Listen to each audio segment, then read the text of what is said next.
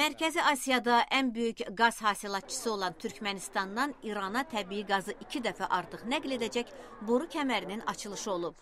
Kəmərin açılışı mərasimində Türkmenistan prezidenti Qurbanqulu Berdimuhamedov və İran prezidenti Mahmud Əhmədinejad iştirak ediblər. Açılış mərasiminə vertolyotlarla gələn prezidentlər qazı nəql edəcək yeni kəməri birlikdə açıblar. Keçən ay Çinə qaz kəməri ilə birlikdə bu yeni qaz kəməri Türkmenistanın İran və Çinə Rusiyanın Gazprom şirkətindən daha artıq həcmdə qazı nəql etməsinə imkan verir.